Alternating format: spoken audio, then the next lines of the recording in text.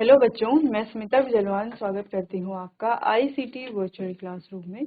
आशा करती हूँ आप सभी स्वस्थ होंगे और अच्छे से अपनी पढ़ाई कर रहे होंगे। बच्चों, आज हम पढ़ने जा रहे हैं क्लास 8 की साइंस। और क्लास 8 साइंस में हमारा चैप्टर चल रहा था कोल एंड पेट्रोलियम। तो इसी को ही आगे हम आज कंटिन्यू करेंगे। तो आगे कंटिन्यू करने से पहले एक बार देख लेते हैं कि लास्ट लेक्चर में हमने क्या क्या पढ़ लिया था। ठीक है, फिर उसके बाद चैप्टर को आगे कंटिन्यू करते हैं। तो लास्ट लेक्चर में बच्चों हमने पढ़ा कि रिसोर्सेज यानी कि संसाधन क्या होते हैं। संसाधन दो प्रकार के होते हैं, प्राकृतिक और मानव निर्मित। दोनों के बीच में क्या डिफरेंस है ये पढ़ लिया था। फिर ये प्राकृतिक संसाधन भी दो प्रकार के हैं, एक है अक्षय प्राकृतिक संसाधन और एक है समाप्त होने वाले संसाधन। जैसे कि नाम से ही है, अक्षय प्राकृतिक संसाधन जो असीमित मात्रा में है, जिनका कितना भी हम उपयोग करें वो समाप्त नहीं होंगे। जबकि समाप्त होने वाले संसाधन जिनकी मात्रा जो है वो सीमित है, सीमित मात्रा यानी कि लिमिटेड क्वांटिटी में ये हमारे पास अवेलेबल है। ठीक है, अगर हम ज्यादा उपयोग इनका करते हैं तो ये क्या हो सकते हैं, समाप्त हो सकते हैं। ठीक, फिर इनके एग्जाम्पल हमने देख लिए थे। जो इनएग्जॉस्टिबल रिसोर्सेज हैं, जिसे हम कहते हैं कि ये अक्षय प्राकृतिक संसाधन, सनलाइट, एयर। और जो हमारे पास समाप्त होने वाले संसाधन हैं, exhaustible resources, petroleum, natural gas, coal. ये जो कोल और पेट्रोलियम है ये क्या है, ये हमारे एग्जॉस्टिबल रिसोर्सेज यानी कि समाप्त होने वाले संसाधन है। क्लियर।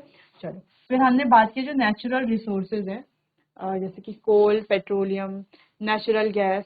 ठीक है, ये जो हमारे समाप्त होने वाले संसाधन हैं ये क्या है, कुछ कुछ ज्यादा से ज्यादा इसमें से क्या दिख रहे हैं आपको, फॉसिल फ्यूल्स भी हैं, जैसे कोयला है, पेट्रोलियम है, प्राकृतिक गैस है। ये सभी क्या है, फॉसिल फ्यूल यानी कि जीवाश्म ईंधन है। तो जीवाश्म ईंधन क्यों कह रहे हैं हम इनको, क्योंकि ये मृत प्राणियों के या मृत वनस्पति के अवशेषों से बने हुए हैं, इसीलिए।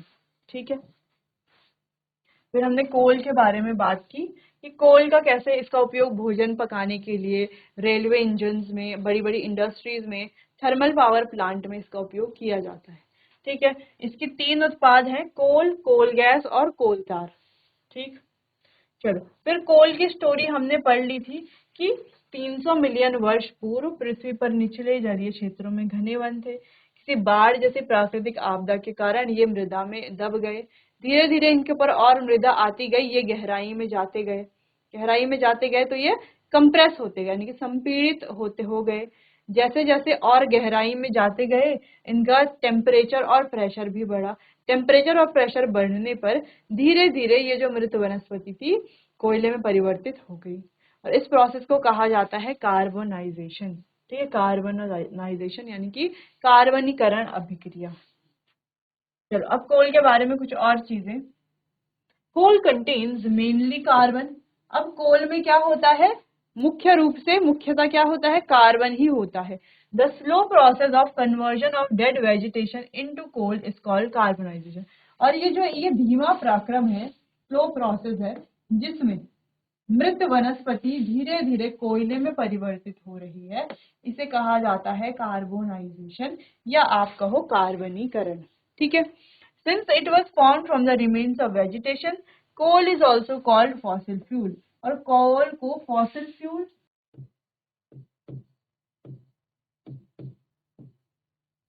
यानी कि जीवाश्म ईंधन भी कहा जाता है। क्यों कहा जाता है, कि रिमेन्स से बनता है। रिमेन्स यानी कि अवशेष, अवशेषों से बनता है। ठीक, किसके, वेजिटेशन के। वेजिटेशन यानी कि वनस्पति।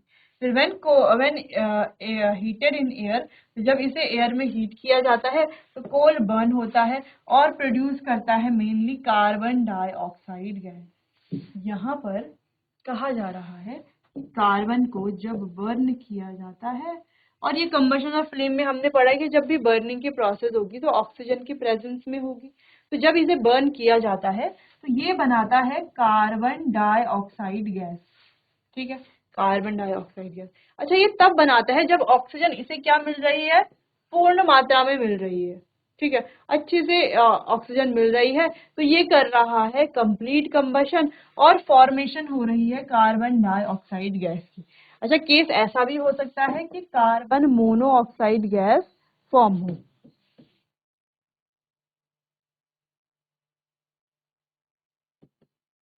लेकिन कार्बन मोनोऑक्साइड गैस जब फॉर्म होगी तब इसे कहा जाएगा इनकम्प्लीट कंबशन।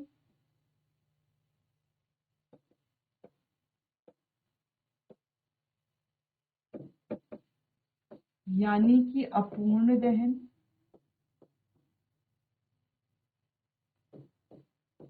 क्या कहा जाएगा? अपूर्ण दहन। कब होता है? जब ऑक्सीजन की मात्रा अच्छे से इसे नहीं मिल पाती, ऑक्सीजन जो है पर्याप्त मात्रा में इसे नहीं मिल पाता, तो क्या होता है?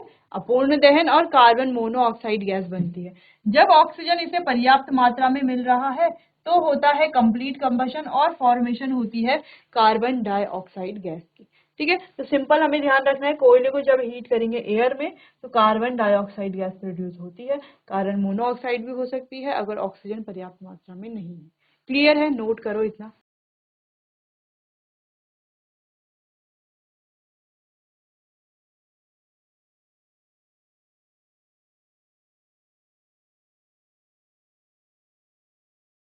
चलो आगे बढ़ते हैं। Coal is processed in industry to get some useful product. अब कोल को इंडस्ट्री में प्रोसेस किया जाता है ताकि हमें कुछ यूजफुल प्रोडक्ट यानी कि उपयोगी उत्पाद मिल सके। अब ये उपयोगी उत्पाद क्या है? वैसे तो हमने एक बार इंट्रोडक्शन में देख लिया था कि कोक, कोलतार और कोल गैस, ये तीन क्या है यहाँ पर इससे कोयले से मिलने वाले उपयोगी उत्पाद हैं। ठीक है, तो सबसे पहला है कोक। कोक के बारे में पढ़ेंगे।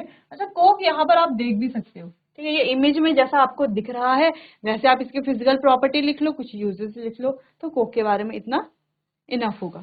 ठीक है, तो कोक क्या है? टफ है, पोरस है। पोरस यानी कि इसमें कई सारे छेद आपको देखने को मिलेंगे, ऐसे प्रॉपर छेद नहीं, पोरस है यानी कि छोटे छोटे पोर्स हैं इसमें।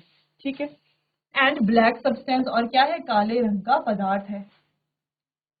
It is an almost pure form of carbon, यानी कि ये कार्बन का शुद्ध रूप है। ठीक है, लगभग शुद्ध रूप है, हम इसे कह सकते हैं।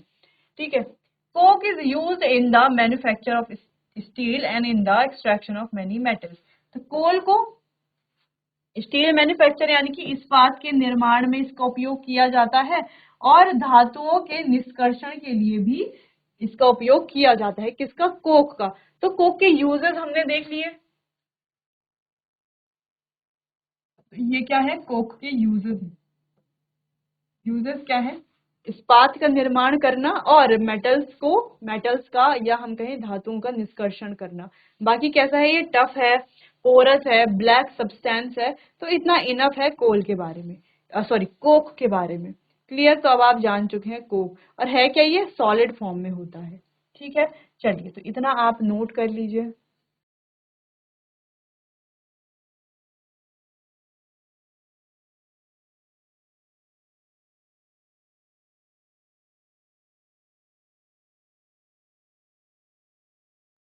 चलो आगे बढ़ते हैं।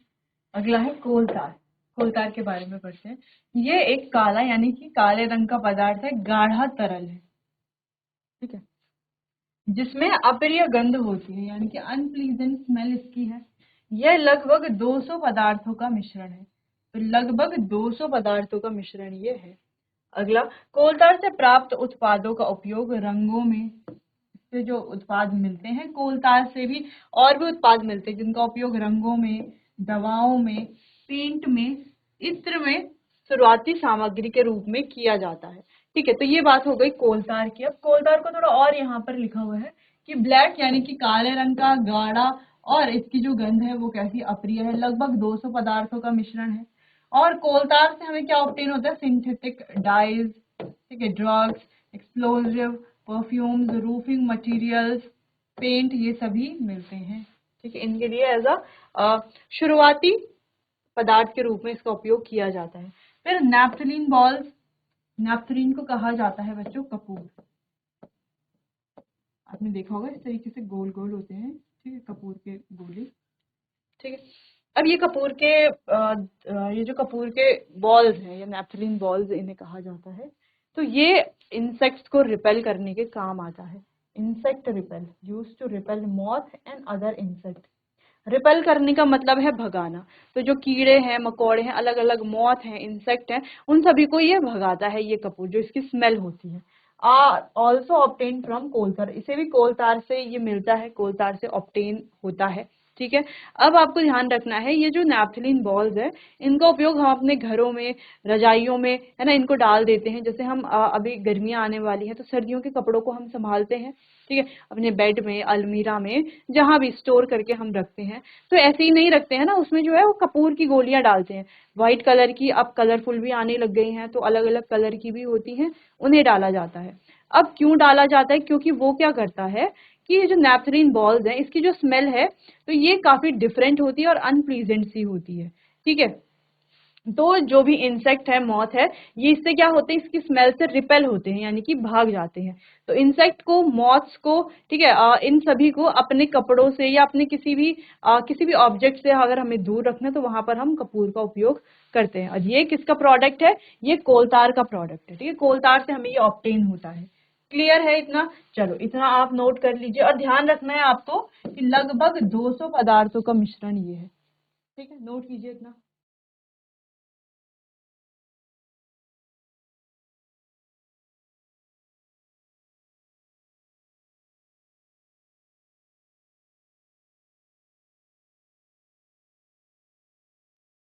चलिए आगे बढ़ते हैं। अगला है कोल गैस। कोल गैस के बारे में बात करते हैं। Coal gas is obtain during the processing of coal to get coke. यानी कि कोल से जब हमें कोक प्राप्त होता है तो उसी दौरान हमें कोल गैस भी मिलती है।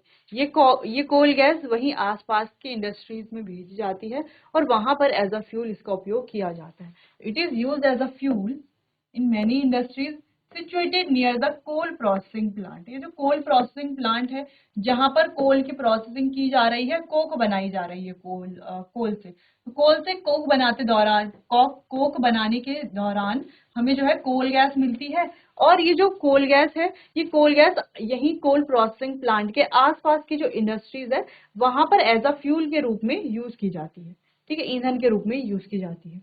क्लियर है? चलो यहाँ पर देख लेते हैं। यह कोक प्राप्त करने के लिए कोयले के प्रसंस्करण के दौरान प्राप्त होती है।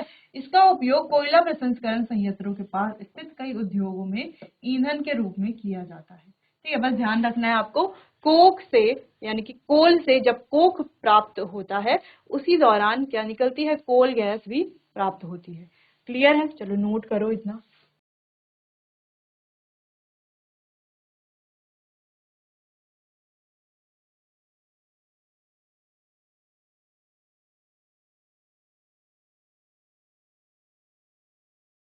चलिए आगे बढ़ते हैं, बात करते हैं पेट्रोलियम की।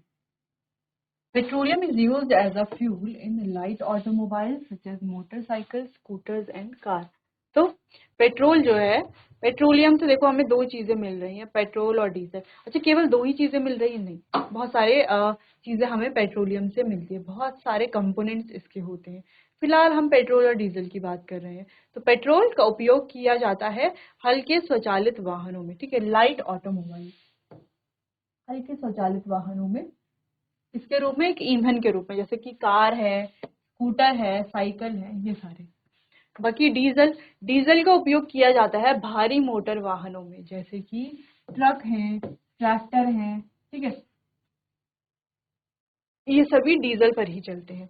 जो ये पेट्रोल है और डीजल है, ये ऑब्टेन किया जाता है एक प्राकृतिक स्रोत से, प्राकृतिक संसाधन से, जो कि है पेट्रोलियम। ये हमें कहाँ से मिलता है? पेट्रोल और डीजल पेट्रोलियम से मिलता है। क्या काम होता है पेट्रोल डीजल का? आप समझ गए हैं। पेट्रोल का काम हल्के स्वचालित वाहन को चलाने के लिए एज अ फ्यूल के रूप में किया जाता है, और डीजल का उपयोग भारी मोटर वाहन को चलाने के लिए एज अ फ्यूल, है ना, ईंधन के रूप में किया जाता है। क्लियर है इतना? चलो इतना नोट करो, फिर आगे बढ़ते हैं।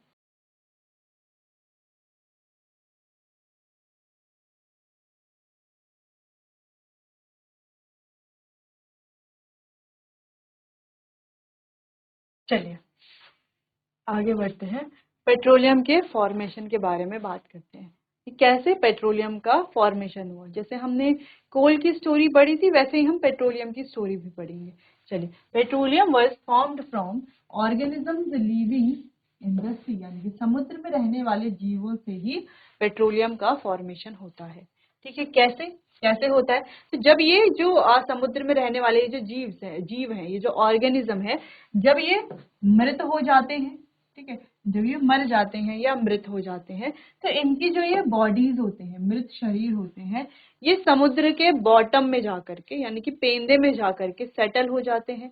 धीरे धीरे इनके ऊपर और मिट्टी की लेयर्स आती जाती हैं, ठीक है, और ये गहराई में चले जाते हैं। जब और मिट्टी इनके ऊपर आती जाएगी, सैंड क्ले इनके ऊपर आती जाएगी, तो ये और डीप हो जाएंगे। वहां पर जो है एयर की क्या होती है, एब्सेंस होती है, यानी कि वायु अनुपस्थित होती है।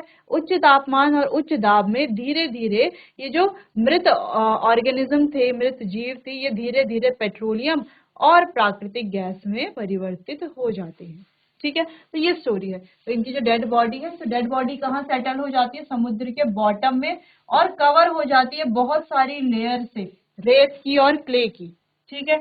ओवर मिलियंस ऑफ ईयर, और मिलियंस ऑफ ईयर्स में वायु की अनुपस्थिति के कारण, उच्च ताप के कारण, उच्च दाब के कारण धीरे धीरे ये जो डेड ऑर्गेनिज्म है ये पेट्रोलियम और प्राकृतिक गैस में परिवर्तित हो जाते हैं या ट्रांसफॉर्म हो जाते हैं। तो जैसे कोल की स्टोरी थी, कोल बन रहा था डेड वेजिटेशन से, लेकिन पेट्रोलियम बन रहा है लिविंग डेड ऑर्गेनिज्म से, जो कहाँ पर रहते हैं, समुद्र में रहने वाले ऑर्गेनिज्म से, ठीक है। तो पेट्रोल और कोल में आपको कंफ्यूज नहीं होना है। कोल बन रहा है डेड वेजिटेशन से, प्लांट से, ठीक है, और जबकि ये बन रहा है डेड ऑर्गेनिज्म से जो समुद्र में रहते हैं उनसे। क्लियर है? चलो नोट करो इतना।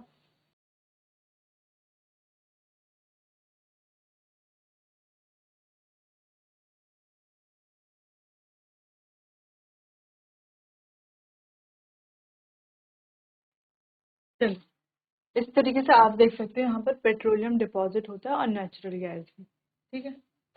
चलो, ये एनसीईआरटी में भी आपके पेट्रोलियम का परिष्करण एक ऐसी प्रक्रिया है जिसमें कच्चे तेल यानी कि पेट्रोलियम को अलग अलग उपयोगी उत्पादों में अलग किया जाता है।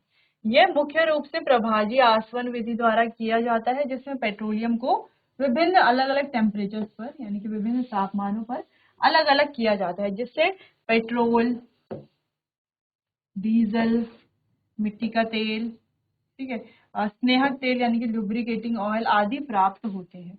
यानी कि पेट्रोलियम का जो रिफाइनिंग की जाती है, परिष्करण किया जाता है, ठीक है। रिफाइनिंग कहाँ पर की जाती है? पेट्रोलियम रिफाइनरी यानी कि पेट्रोलियम परिष्करणी में की जाती है। अब किया क्या जाता है, पेट्रोलियम के जो अलग अलग कंपोनेंट्स है, अलग अलग कंस्टिट्यूएंट है, इन्हें अलग किया जाता है, क्योंकि ये सभी कैसे हैं, उपयोगी हैं, ठीक है। तो पेट्रोलियम से हमें क्या क्या मिलते हैं? पेट्रोल, डीजल, कैरोसिन ऑयल यानी कि मिट्टी का तेल, स्नेहक तेल, बिटुमेन, ठीक है, पैराफिन, मोम। तो ये सभी चीजें हमें किससे मिलती हैं? पेट्रोलियम से मिलती हैं, ठीक है। लेकिन कैसे मिलेंगी?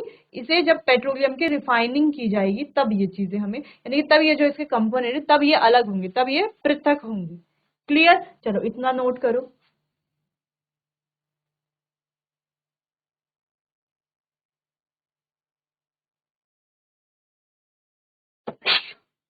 चलो आगे बढ़ते हैं।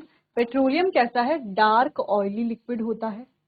It has an unpleasant smell, यानी कि इसकी जो स्मेल है, जो गंध है, वो कैसी होती है? अनप्लीजेंट होती है, अप्रिय होती है। It is a mixture of various constituent, तो ये कई सारे कंस्टिट्यूएंट का मिक्सचर है, जैसे कि पेट्रोलियम गैस है, पेट्रोल है, डीजल है, पैराफिन, मोम है, स्नेहक तेल यानी कि लुब्रिकेटिंग ऑयल है। इन सभी का क्या है? ये मिक्सचर है। ये सभी क्या है? इसके कंस्टिट्यूएंट है, ठीक है। द प्रोसेस ऑफ सेपरेटिंग, ये वाला पॉइंट आपको नोट करना है।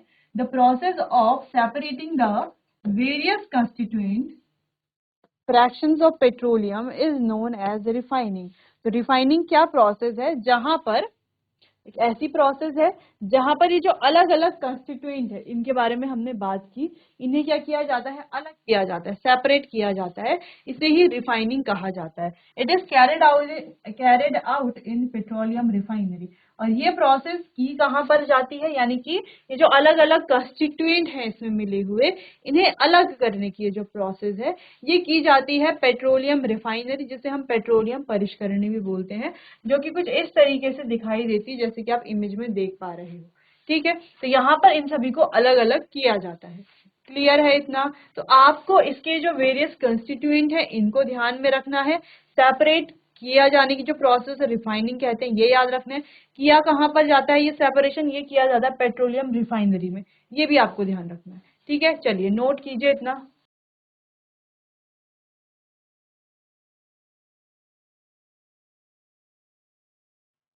आगे बढ़ते हैं। पेट्रोलियम और प्राकृतिक गैस के अनेक उपयोगी उत्पाद प्राप्त किए जाते हैं, इन्हें पेट्रो रसायन कहा जाता है। ठीक है, इनका उपयोग उपार्जक रेसे जैसे कि पॉलिस्टर, नायलॉन, एक्रिलिक, ठीक है, पॉलीथीन और अन्य मानव निर्मित प्लास्टिक आदि के औद्योगिक निर्माण में किया जाता है। प्राकृतिक गैस से प्राप्त हाइड्रोजन गैस का उपयोग उर्वरकों जैसे यूरिया के उत्पादन हेतु किया जाता है। अपने बहुत अधिक व्यावसायिक महत्व के कारण इसे काला सोना भी कहा जाता है। तो पेट्रोलियम को कहा जाता है ब्लैक गोल्ड। ठीक है, काला सोना क्यों कहा जाता है, जैसे आप देख पा रहे हो कि कितना ज्यादा ये इम्पोर्टेंट है, कितनी ज्यादा चीजों, पहले तो कितने इसके कंस्टिट्यूएंट है, कितने हमें इससे उपयोगी उत्पाद मिल रहे हैं, उसके बाद कितनी सारी चीजों को बनाने के लिए इसका उपयोग किया जा रहा है। क्लियर, इसीलिए इसे काला सोना या ब्लैक गोल्ड भी कहा जाता है। क्लियर है इतना? चलो बच्चों नोट करो इतना। तो चलिए बच्चों, आज के लिए बस इतना ही। बाकी चैप्टर को कंटिन्यू करेंगे हम अपने आने वाले अगले सेशन में। तब तक के लिए आपका बहुत बहुत धन्यवाद।